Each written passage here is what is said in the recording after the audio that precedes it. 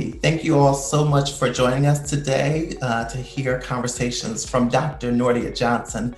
Before we begin, it gives me great pleasure to just introduce her. She's an awesome and phenomenal woman, so I think that we're all in for a real treat. I'll give you a little bit about her and then I'll introduce her to you all so that she can kick this all off. There will be an opportunity for you to ask questions at the end, so we ask that you hold your questions, and when the time presents itself, we will then be able to promote you so that you can ask a question to Dr. Johnson.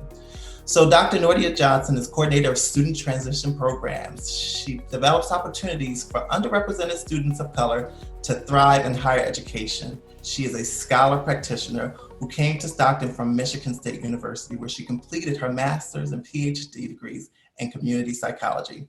While at Michigan State University, Dr. Johnson conducted research and led initiatives that examined best practices for supporting students of color, and used this research to coordinate initiatives and develop programs to support Black and Latinx students specifically. Throughout her career, she has also taught courses in psychology and advanced the research body of surrounding the promotion of resilience among college women from underrepresented communities. She remains committed to inclusive student success and aims to promote belonging and engagement in order to create a safe learning environment in which all students can thrive. So with further ado, please, Dr. Nordia Johnson. Thank you so much, Marques. Good afternoon, everyone, and thank you so much for joining me this afternoon. I'm going to be sharing my presentation in just a moment and get us started. So today we're going to talk about the role of institutional and racial ethnic protective factors in promoting resilience among Black and Latina college women. You may notice my title starts off with shift in the focus. This is because much of the resilience literature tends to focus on person-specific protective factors and relational protective factors. However, today we're going to talk about placing the onus back on the institution, as well as being attuned to race and ethnicity in providing support for these populations. Before jumping into the study, at the core of today's presentation, I'm going to offer you some background information. So as many of you may or may not know, much of the literature is centered around the academic deficits of Black and Latina college students. However, there is a subset of this population that's performing remarkably well, despite societal obstacles and underpreparedness that many of these students face. Nonetheless, this is only a small subset, and so it's important for us to continue this work to determine how to enhance the number of these students who are actually performing not only well, but well above average. According to my study, this work should begin with the identification of protective factors, especially those within the institutional and racial and ethnic domains. The study we're going to discuss today is grounded in the theories listed here. In fact, it's grounded in an integration of these two theories. The first of which is resilience theory. Resilience theory basically says that positive outcomes occur as a result of successfully adapted relationships between people and the risk and protective factors within their environment or their ecology. Risk factors are essentially factors that increase the likelihood of a negative outcome, and this could be in a host of different domains, while protective factors is essentially the opposite of that. These are factors that often alter one's response to risk in order to avoid the potential negative outcomes that are often caused by risk factors, therefore enhancing the likelihood of positive outcomes. The second theory at the center of this study is the ecological systems theory. This theory posits that individuals interact with the factors in their environment in order to influence successful adaptation. So basically, if you look at an integration of these two theories, what I was able to do with this study is identify higher education as the ecology that I'm interested in, and then identify protective factors that I'm interested in examining in order to understand whether or not resilience is an outcome that tends to emerge from these protective factors. All right, so thus far we've been talking about three different concepts: institutional protective factors, racial and ethnic protective factors, and resilience. This study identified specific variables to represent each of these concepts in order to examine the relationships that I'm interested in. Specifically, campus climate was used to represent institutional protective factors. Family ethnic socialization represented racial and ethnic protective factors. And finally, grade point average represented resilience. As many of you are already familiar, campus climate is essentially the idea that students walk around our campus on a daily basis and they perceive the campus to be supportive of their various identities or not. The idea of family ethnic socialization is basically this concept that says that students, specifically those from underrepresented backgrounds, are socialized by their families in a way that causes them to feel pride and confidence of their race ethnicity, or in a way that represents negative feelings about that ethnicity. The general sense throughout the literature is that the higher the family ethnic socialization, or the more positive that is, the greater likelihood of positive outcomes. And finally, as you know, grade point average is an objective measure of academic performance at the institutional level. All right, so given that background information, I am now excited to jump right into a discussion of the study. In introducing this study, it is important for me to note that the primary purpose of this study was to determine the relationships listed here. We want to know, does campus climate impact or does it predict GPA, and does family ethnic socialization predict GPA? Given that information, I'm now going to provide you just some brief information about how the study was conducted. The methods section of this presentation was truncated quite a bit to ensure that the information provided actually is suitable to the audience here today. So if there's anyone who is interested in learning more about the details regarding the methods, please feel free to ask me those questions later on, and I'd be more than happy to provide you with those details. The study was conducted using survey data. It was data collected from a Midwestern, predominantly white institution. Students were invited and reminded to complete the survey. They were incentivized to complete the survey, and they had about 3 weeks to take it. The 2 scales listed at the bottom are the names of the scales that were used to measure the constructs that were mentioned previously. So the family ethnic socialization scale was measuring family ethnic socialization, and the campus climate scale was used to measure campus climate. These are scales that were identified in the literature as valid and reliable methods of measuring these particular variables. And so it's safe to say that they were pretty solid to utilize for the purpose of this study. All right, now we are getting to the heart of this presentation. What did the study find? What are the results? There are 2 sets of results that are presented here today. The first is from a t-test analysis, which essentially looks at whether or not there are differences across means. And then there's a second set of analyses that I'll talk about in just a moment. So the first of these is somewhat of a descriptive analysis. The t-test measured whether or not the scores that students received on the family ethnic socialization scale and on the campus climate scale were significantly different across Blacks and Latinas. It also looked at whether or not GPA was significantly different. The numbers that are highlighted in red indicates that GPA was the only variable that was that represented a significant difference between Black and Latina students. To kind of summarize that for you, race and ethnicity was the only significant predictor of GPA where the t-test is concerned. What this meant was that on average, the mean GPA for Latina students was higher than that of Black students.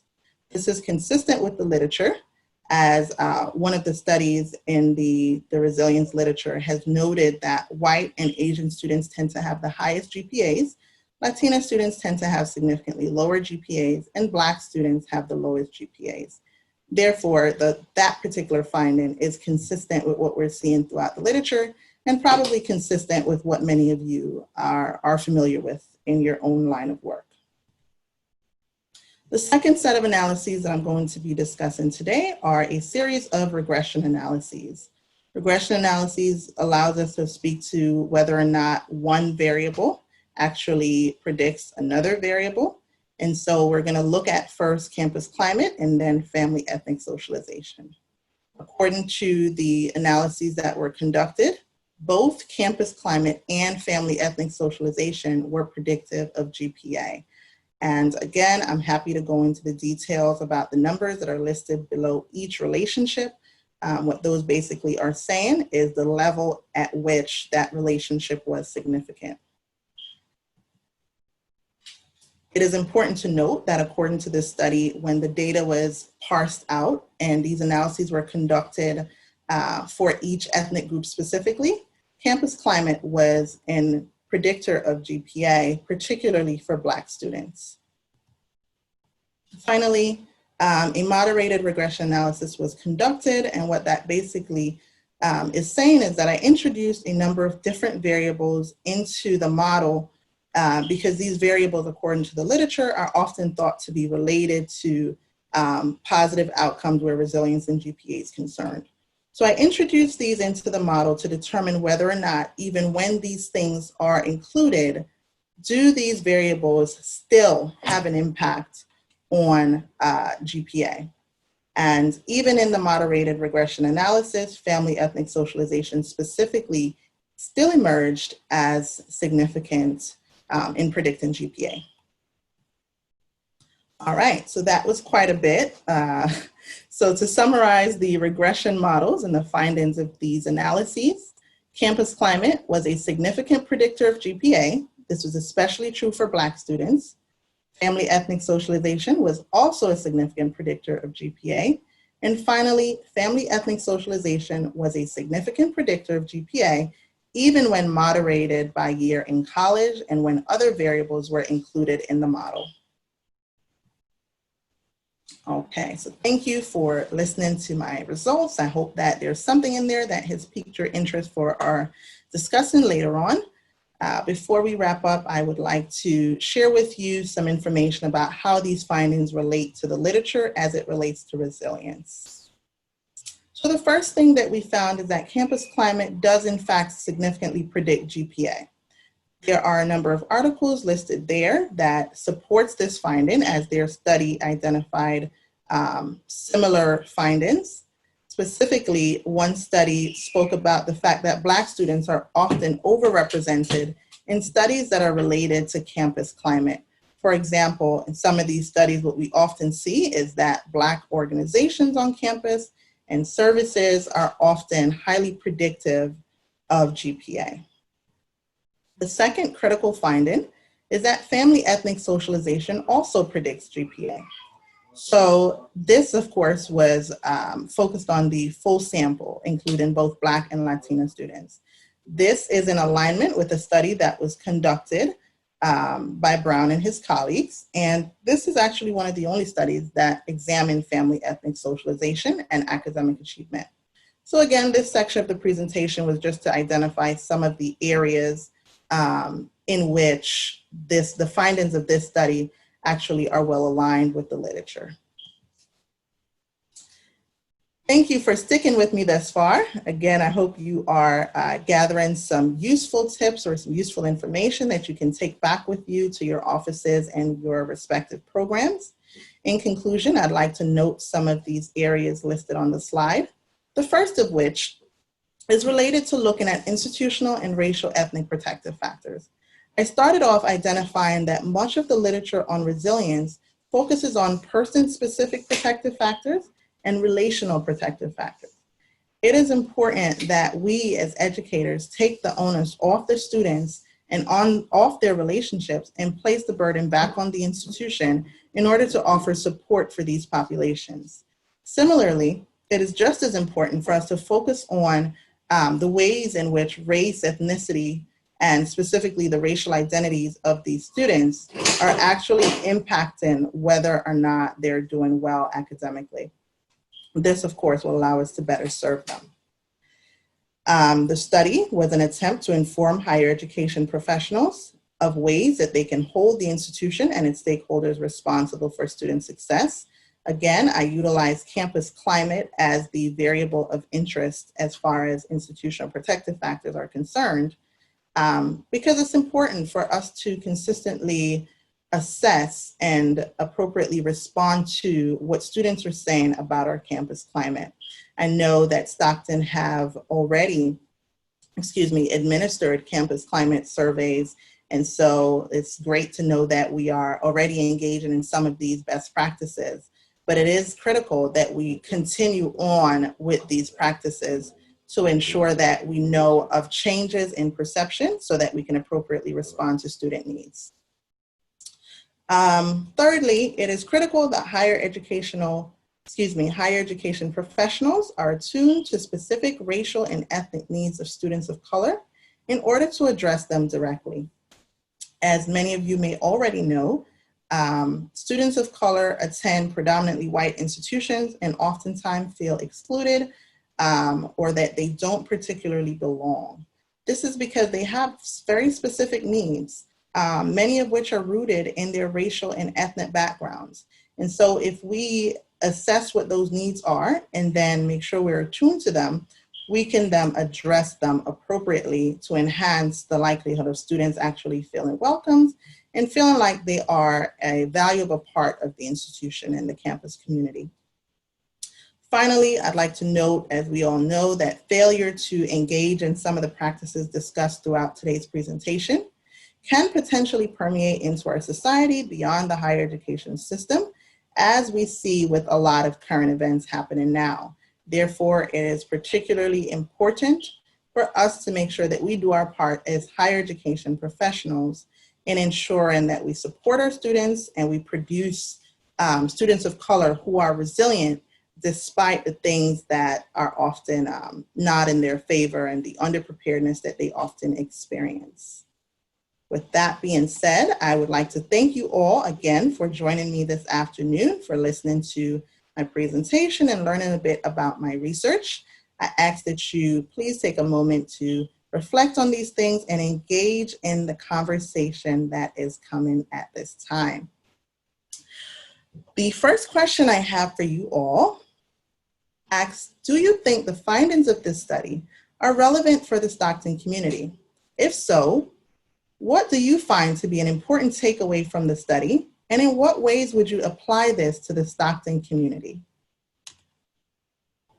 I know that many of you are probably still digesting the information shared with you. So I'm also happy to advance to our second question, and you can feel free to answer either of those questions based on your thoughts and reflections.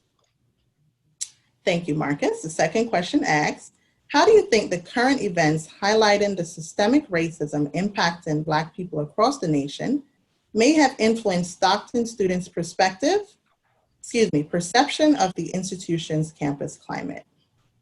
Secondly, if you perceive a negative shift in student perception, how can we as educators help to facilitate a more positive campus climate for Black students especially? Hi.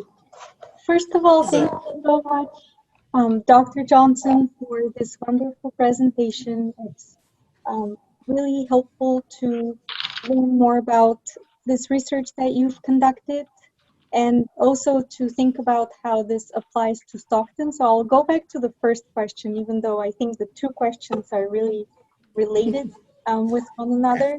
And Thank you, sir.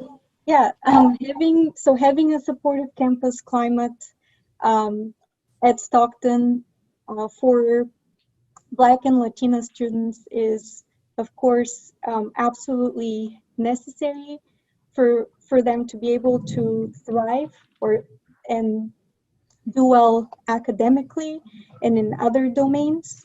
And similarly, I would think with family ethnic socialization as well.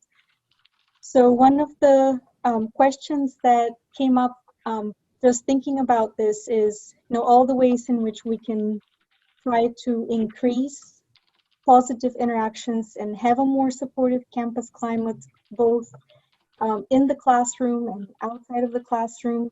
And then another question that came up was just thinking about how family ethnic socialization may be something that happens early on for students, but then how it then continues when students are already on campus, because students would still remain in contact with families.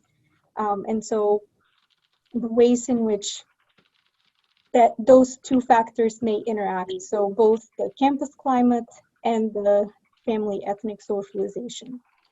So I guess I'm just thinking more about how these findings apply to Stockton. I think they are really relevant, and the goal for our community needs to be as supportive in terms of campus climate, but to also be able to understand family ethnic socialization for students of color, and to then be able to include that information in the classroom for faculty, but also in services that students are provided through different offices on campus. Thank you, Zori. I certainly agree with all of those ways in which we can apply some of this to Stockton. I was thinking about it as you were speaking, specifically as it relates to the integration of the two findings. And I think what's unique about Stockton is that we're one of the only institutions that actually have an entire department that focuses on parents and families. I'm not sure if Jen Radwanski is on the call today, but Stockton is privileged to have an entire department that focuses on those efforts. And so I think with that, this family ethnic socialization piece can be integrated with campus climate, because if we are providing programming and information to families and parents, this is key information to provide to them, right? To share with them that how they talk about things like race and ethnicity actually has an impact on their students, and how they do that specifically as it relates to student achievement impacts our students and whether or not they're resilient. And so when families come to campus for different events and so on, that's the perfect opportunity to integrate some of the findings as it relates to enhancing or advancing a supportive campus climate, especially in a way that integrate families into that equation. So thank you, Zori. Thank you.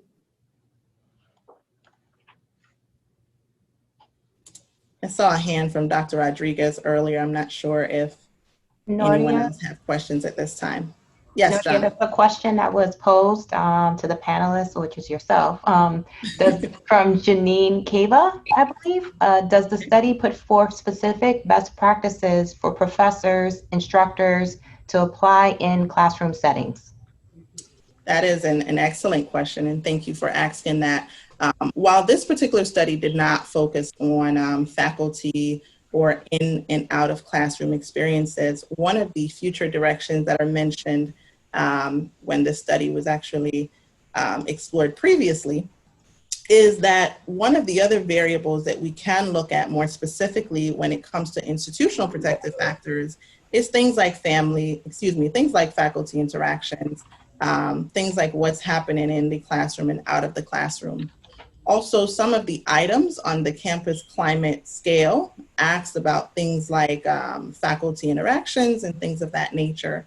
However, of course, one item is not enough to allow us to really speak to whether or not that's something that actually predicts GPA and whether or not we can identify best practices from that. However, I'm working with Zori actually and a number of other folks across the institution to look at just that, to look at faculty interactions for these types of populations. This time around, we're looking at this for first generation students specifically, but my research has always tried to fill the gap. And so one of the major gaps where resilience research is concerned is just looking broadly at the institution and the race and ethnic protective factors, because again, most of the literature looks at protective factors that are inherent to the person. For example, things like motivation or self-concept. It'll look at things like family relationships and things of that nature. So this certainly was just a start at looking at the institution as a protective factor, and looking at faculty interactions and things of that nature is certainly forthcoming. If there are no other questions about those first two, I have a few other questions to pose to you, and then we're going to open up the floor for questions from everyone else. In what ways is your department or program already including racial and ethnic protective factors or institutional factors in ways that serve students? And if you think that this is already being done, that's wonderful. If you can also speak to how you think this can be improved, given the study's conclusion, that would be wonderful as well.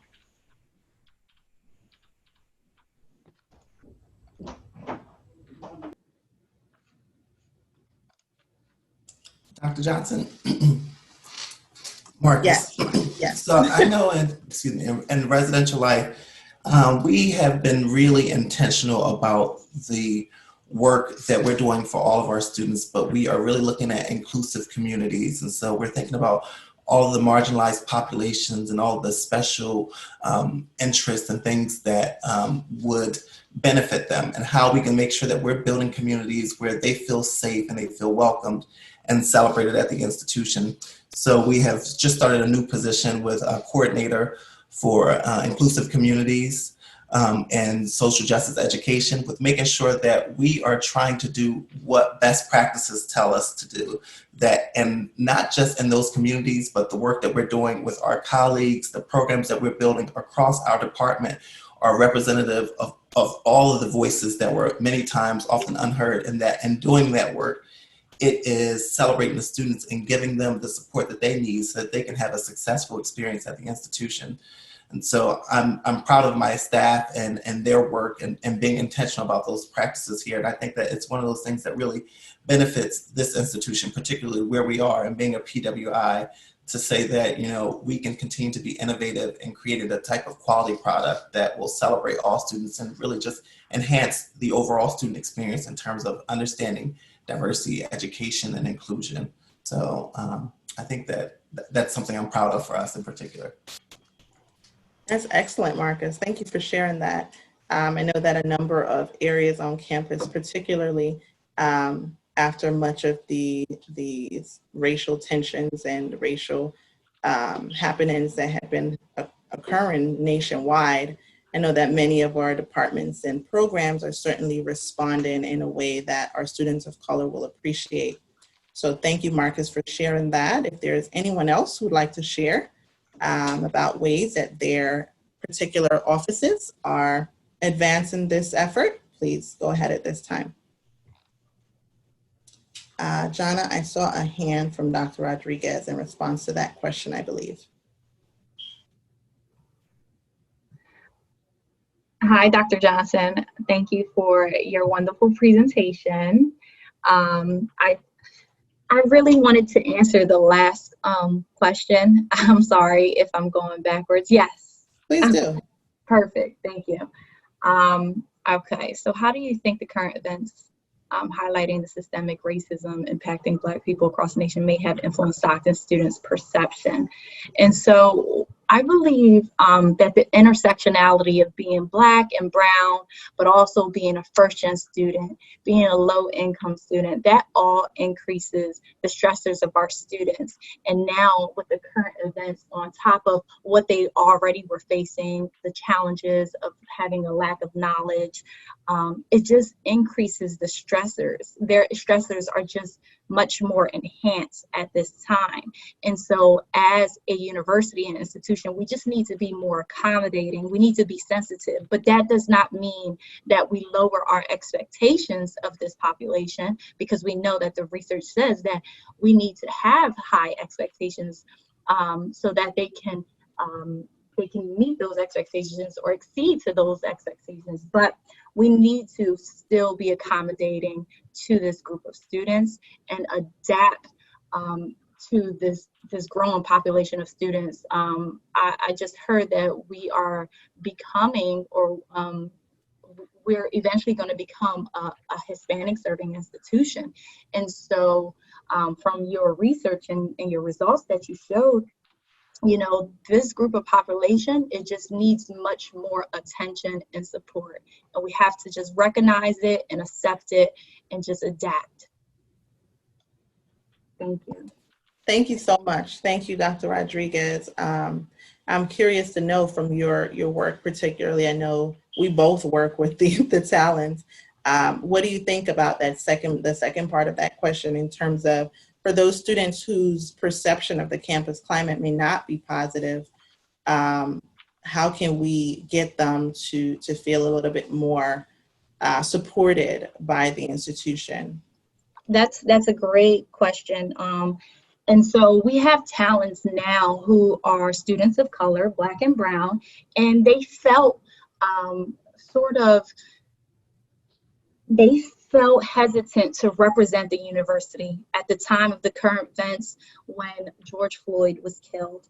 They felt very hesitant to welcome the new students and talk about how great Stockton was. But we had to remind them that this is not a Stockton issue. It's a higher ed education institution issue.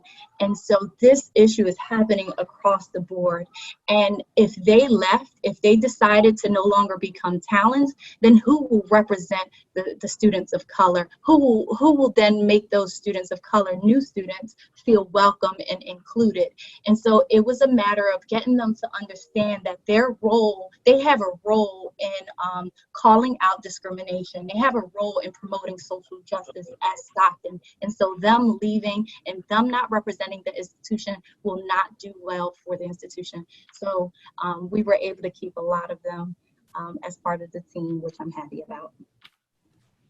Thank you. Thank you for sharing that. And as many of you know, Dr. Rodriguez and I have worked together for the last year. And so I'm intimately familiar with many of the things that she's discussing. And I agree wholeheartedly that many of our students who often feel as if they're not a part of a supportive campus climate, it's been important to have conversations with our students about maintaining balance and being authentic, and recognizing that as an institution, Stockton has demonstrated and put forth efforts that indicate their commitment to our students of color.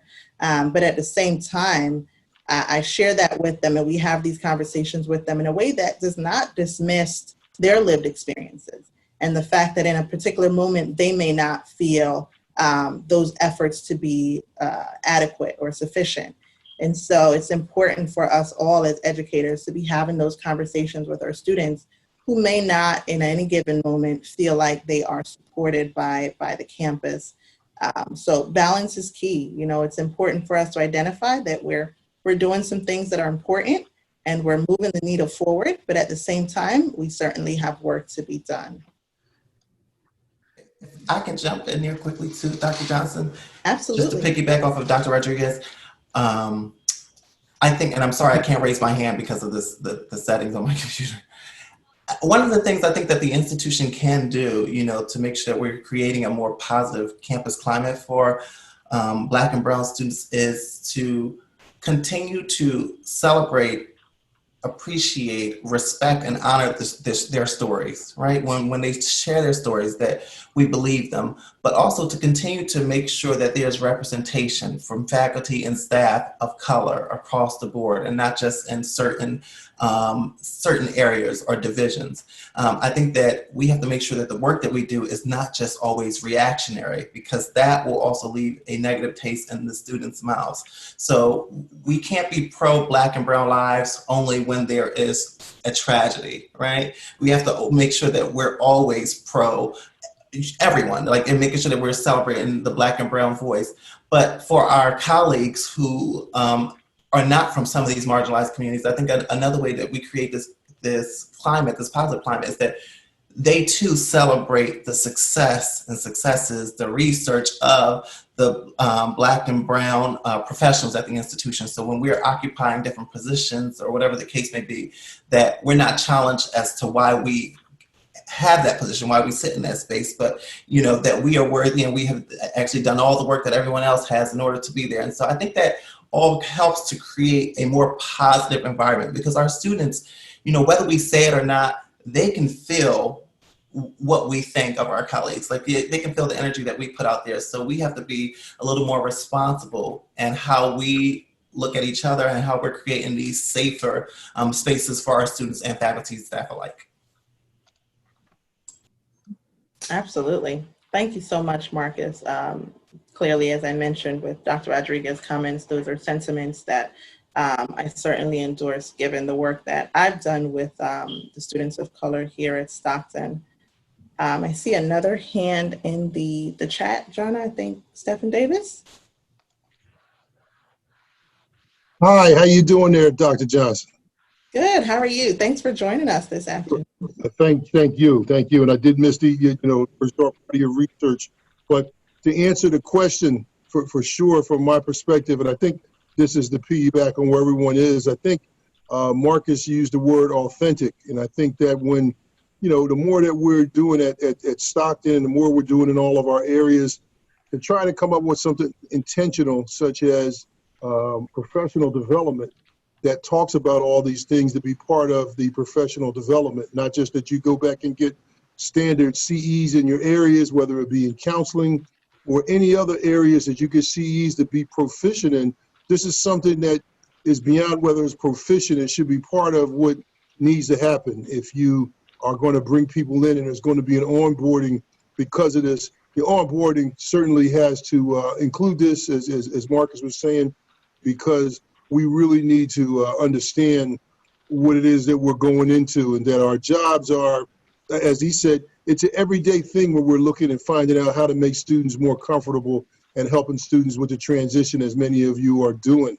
And then the other thing is to look at in policies, procedures, and other things, and to see how they inform students if they go into a particular situation, that we continue to talk about policies and procedures, and to see if we know what it says, and we know the legal parts of things, make sure those things are straight, but then talk about the parts that help classroom situations and other situations develop some psychological discomfort when dealing with individuals, whenever you're dealing with a situation that has to do with policies, procedure, and that could be you having an event, not just you getting in trouble, but you trying to do something good for campus and learn how the system works. But to take a look at the system to find out how inclusive the system is when we make these policies and procedures, so students can enjoy the campus the way they should. Thank you. Thank you for sharing that, Stephen. I certainly agree. I particularly appreciate you noting that piece about policies and procedures, and ensuring that those things are also developed in a way that considers our marginalized population. Because ultimately the goal is to ensure that over time, these students are no longer at the margins, and that they're at the core of everything that we do at the institution, our services, and so on. I think the first place, Stephen, for us to start those efforts is to ensure that our policies and our procedures way that accounts for the unique needs, the unique differences of these currently marginalized populations. So thank you for sharing that. No problem. If there are no other responses for this question, I believe we can move on to the next question. Thank you, Marques. Why is it important to shift the focus from the student to the institution? How can we, as a community of student-centered higher education professionals, improve our services to focus centrally on the responsibilities of the institution and attune in to the race and ethnic specific needs of these students? So that question was likely a mouthful. And so I started off the presentation by talking about the fact that much of the literature focuses on protective factors that are inherent to the individual and are relational in nature. So this question is basically asking, why do we need to shift the focus to the institution and away from those other areas.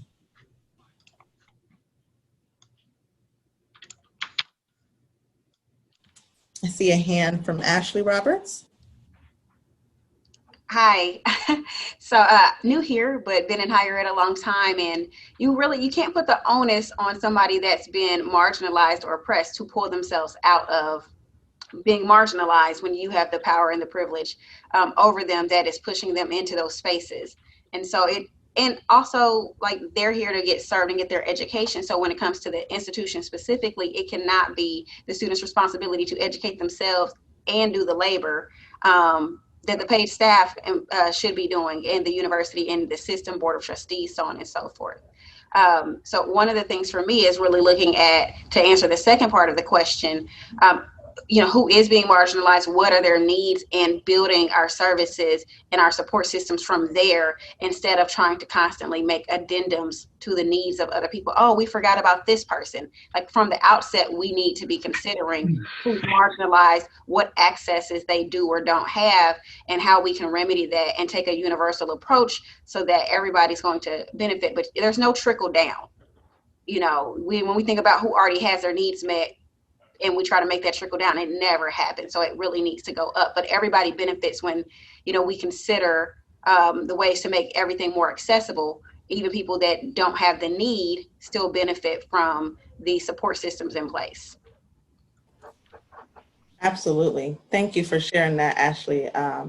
I agree completely. One of the concepts that I tend to write about in my work is victim blaming. And I think when we keep the focus on the student, we are doing just that. In this case, where it pertains to negative outcomes or potential negative outcomes in academia among these populations, if we place the onus on the student, we are in essence blaming the victim. And these students are victimized by whom? By the systems that have been in place, that have been perpetually causing them to struggle when it comes to advancing their education and other domains of their lives. So I certainly agree, Ashley. And to that second point about it not being a trickle-down effect, I think that's particularly important. Because oftentimes when work is done for a small subset of our population, such as Black and Brown students, it can be perceived as exclusionary. And I think what us as practitioners in higher education should recognize is that it's certainly not exclusionary, because if we're doing something or offering something that is supposed to be responsive to their needs, oftentimes, more times than not, I would venture to say that it's also going to have a positive impact on their counterparts who are not marginalized, if they choose to also take advantage of those efforts, those services and programs.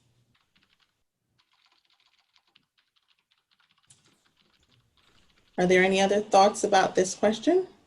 There was a question, answer, more so comment from Marissa Levy. She says, thank you for sharing this information, Dr. Johnson. The campus climate is important for staff, faculty, and students. I think we need to support the idea of staff senate, which was discussed multiple times across Stockton's history, but has not materialized. That is an excellent point. Thank you for sharing that, Marissa. I certainly agree that our community in general certainly needs to pay attention to all the different stakeholders, including our faculty and our staff members.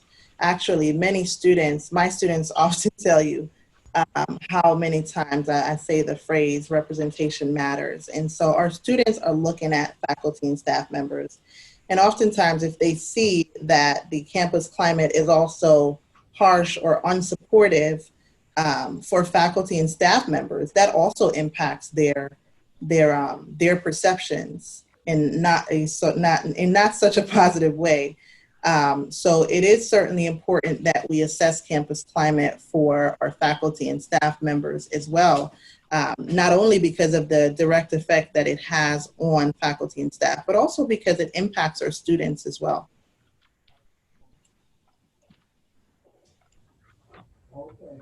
If there are no other thoughts surrounding any of these questions, we have about another 10 minutes or so that I'm happy to answer any questions that you all may have as it relates to the information presented today. I'd like to thank you all again for joining us this afternoon and taking some time to learn a bit more about my research. This is certainly a topic that is near and dear to my heart, primarily because the researcher myself represents the students who I'm often researching. I myself, as many of you may already know, was an EOP student in New York, which is the equivalent of EOF here. And it was only because of many of the institutional supports that I received while I was in college why I was able to persist and do fairly well. And so I hope that there are some pieces of information that you'll be able to take with you into your offices and your programs when you leave here this afternoon. If anyone is interested in further discussing my work, or you're curious about some of the methods that I said was certainly truncated for the purpose of this study, please feel free to reach out to me via email. I'm always happy to talk more about this work. So please feel free to contact me should you feel so inclined. Otherwise, I hope you all have a wonderful afternoon, and I will see you all virtually or back on campus in the coming weeks.